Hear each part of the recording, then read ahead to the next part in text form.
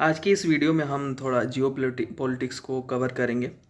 तो अभी एक रिसेंटली जो डेवलपमेंट हुई है वो काफ़ी वर्ल्ड मीडिया और सारे लोग काफ़ी उसको कवर कर रहे हैं। वो है ईस्ट टिमोर के बारे में। एक्चुअली हमारा जो पड़ोसी देश है बांग्लादेश, वहाँ की जो प्राइम मिनिस्टर हैं शेख हसीना, उन्होंने एक बड़ा क्लेम करा है कि एक वेस्टर्न पावर है जो चाहती है कि म्यांमार और बांग्लादेश का एक हिस्सा निकाल करके वो एक अलग देश बनाए और उसका ईस्ट तैमूर के जैसा एक अलग देश बनाए जिस पर उसका पूरा कंट्रोल हो और वहाँ पर वो अपना मिलिट्री बेस बना सके। देखिए, मैं इस चीज़ के डिटेल में थोड़ा जाना चाहता हूँ, तो थोड़ा सा पीछे जाना पड़ेगा हमको। कुछ समय पहले बांग्लादेश में जनरल इलेक्शंस हुए थे और उस जनरल इलेक्शन में वहाँ की जो प्राइम मिनिस्टर है शेख हसीना विजयी हुई थी। उसके बाद यूएसए ने ये बोला कि जो बांग्लादेश में इलेक्शंस हुए हैं वो फेयर नहीं हुए हैं, जिसको लेकर के काफ़ी टीका टिप्पणी हुई थी। और उसके बाद बांग्लादेश पर यूएसए ने बहुत तरह के सेंक्शंस लगाए हैं और एक तरह से बांग्लादेश इस चीज़ से उभरना चाहता है।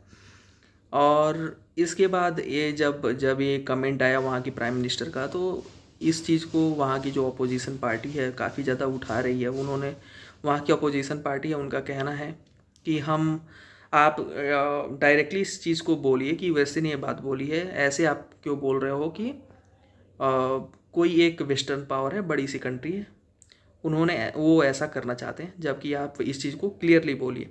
लेकिन हम सबको पता है कि जियोपॉलिटिक्स में बांग्लादेश की प्राइम मिनिस्टर जो हैं वो ऐसे बोल नहीं सकती हैं कि यूएसए एक ईस्ट टिमोर जैसा कंट्री हमारे देश से और म्यांमार से अलग करके बनाना चाहता है, क्योंकि इससे और ज़्यादा सेंक्शंस लग जाएंगे और बांग्लादेश और ट्रबल में पड़ जाएगा और यूएसए की एक इमेज ख़राब होगी। तो इस वजह से ऐसा प्राइम मिनिस्टर, वहाँ की जो प्राइम मिनिस्टर है शेख हसीना, ऐसा बोल नहीं सकती हैं, क्योंकि वर्ल्ड प्रेशर भी होता है और जियोपॉलिटिक्स में ऐसे हम डायरेक्टली इन सब चीज़ों को नहीं बोल सकते हैं। देखिए, थोड़ा सा इस चीज़ को आप ऐसे समझिए कि पाकिस्तान में जो जनरल इलेक्शंस हुए थे वहाँ के जो अपोजिशन के लीडर हैं इमरान खान, उनको जेल में पकड़ के बंद कर दिया गया था। उसके बाद इलेक्शंस हुए थे, बहुत सारी धांधली की खबरें आई थी। उसके बाद भी यूएसए ने एक शब्द नहीं बोला कि वहाँ पे कोई फेयर इलेक्शन नहीं हुआ है, जबकि बांग्लादेश के केस में ऐसा नहीं था। बांग्लादेश के केस में उन्होंने कहा कि वहाँ फेयर इलेक्शंस नहीं हुए हैं। बांग्लादेश की जो प्राइम मिनिस्टर है शेख हसीना का, उनका कहना है कि जब जनरल इलेक्शंस हो रहे थे उससे पहले एक गोरा आदमी वहाँ आता है और वो उनसे बोलता है कि आप जो भी करना है करिए, आप हमको एक मिलिट्री बेस दे दीजिए, यहाँ पर बांग्लादेश में एक मिलिट्री बेस दे दीजिए और आपको इलेक्शन में जो करना है, जैसे जीतना है आपको इलेक्शंस, जो भी मीन्स आपको अपनाने हैं, उसको जो भी हथकंडे अपनाने हैं आप अपनाइए, लेकिन हमें एक मिलिट्री बेस दे देंगी आप तो हम इस बात पर कुछ भी नहीं बोलेंगे। तो यूएसए का सीधा सा एक हिस्ट्री रहा है कि जहाँ उनको अपनी अपनी चीज़ें दिखती हैं, अपना फ़ायदा दिखता है, वहाँ वो ह्यूमन राइट्स और इन सारी चीज़ों को नहीं देखते हैं, अपनी आंखें बंद कर लेते हैं।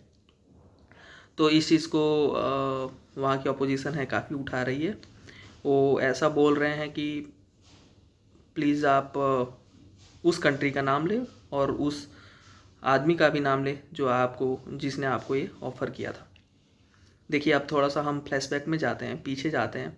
इससे पहले इंडोनेशिया का एक पार्ट हुआ करता था ईस्ट टिमोर, जिसकी बात हो रही है, उसको अलग करके अमेरिका ने अलग करके एक अलग देश बनाया है।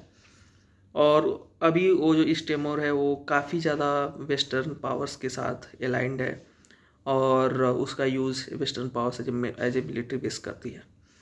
तो ऐसा यूएसए क्यों करना चाहता है, वो यहाँ पे अपना मिलिट्री बेस क्यों बनाना चाहता है? देखिए, अगर इस रीजन में मतलब कि Bharat, Bangladesh, Nepal, China, Pakistan, Myanmar, Indonesia, इस रीजन में अगर अमेरिका को होल्ड चाहिए, एक एक स्ट्रॉन्ग मिलिट्री बेस चाहिए, तो उसको भारत के साथ काफ़ी कोऑपरेशन करना पड़ेगा। और भारत एक बड़ा देश है, आपको पता है कि हमारी नीड्स बहुत ज़्यादा हैं। तो अगर भारत हम भारत हमेशा से ये बोलता है कि हम आपके पार्टनर हैं, एलाई नहीं हैं। तो इस चीज़ को समझने की ज़रूरत है।